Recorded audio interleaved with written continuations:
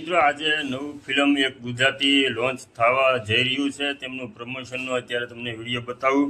અને તે વિડીયો છે જે ફિલ્મ તે જીવદયા માટેનો છે. ખૂબ સરસ મજાનું સ્ટોરી છે. અને આજે જે લોકો પ્રમોશન કરવા આવ્યા હતા, જો તમે આ પ્રમોશનનો વિડીયો આપણી ભારતીય સંસ્કૃતિ અને ગુજરાતનું કર્તવ્ય છે.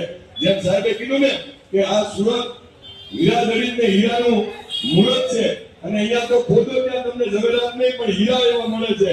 તો આ સુરત ભારત દેશની અંદર સુરત ધારે ને એ બધાની મૂળત નક્કી કરતી એવું સુરત છે અમારું. એટલે આ નાવડ હાલ્યો છે ને એ સુરતમાંથી આગળ વધ્યો છે મારો. એમાં કોઈ સરકારને સ્થાન નથી. તો હું વિનંતી કરીશ ધવલભાઈ ત્રિપાઠીને,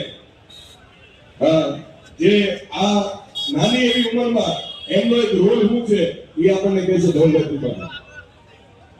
હેલો, તો કેમ છો સુરત? તો મેં આમાં રોજીના બાળપણનો રોલ કર્યો છે. જે રોજીભાઈ જેના પર બાયોપિક ફિલ્મ બની છે, એમના ભત્રીજાનું બાળપણ મેં કર્યું છે. તો હું મારી એક વાત શેર કરવા માંગુ છું આજે. 3 વર્ષ પહેલા જ્યારે આ ફિલ્મનું ઓડિશન થયું હતું, તો મને રોજી માટે એક સ્ક્રિપ્ટ આપી હતી. એ સ્ક્રિપ્ટમાં લખ્યું હતું, એમાં એક લાઈન હતી મારી જ કે આજે જ્યારે રસ્તા પર કોઈ પ્રાણી કોઈ વાહનથી અથડાય ને, તો પ્રાણીને શું થયું એ નહીં, વાહનમાં કેટલા સ્ક્રેચ પડ્યા તે પહેલા જોવા.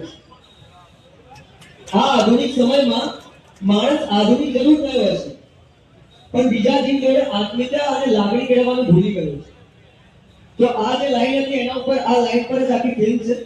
જીવ એટલે કે તમે સમજી શકો, લાલો ફિલ્મમાં એક ગીત છે મનોરથ જીવ, ચાલી રે મનોરથ જીવ તું. તો આ જે જીવ છે એમાં બધા વડીલોને મિત્રોને મારા જય ભગવાન. હું સાચો સમય તો નહીં કહું, કેમ કે અમારા દિગ્દર્શક નિર્માતા બધા બહુ કહી ચૂક્યા છે.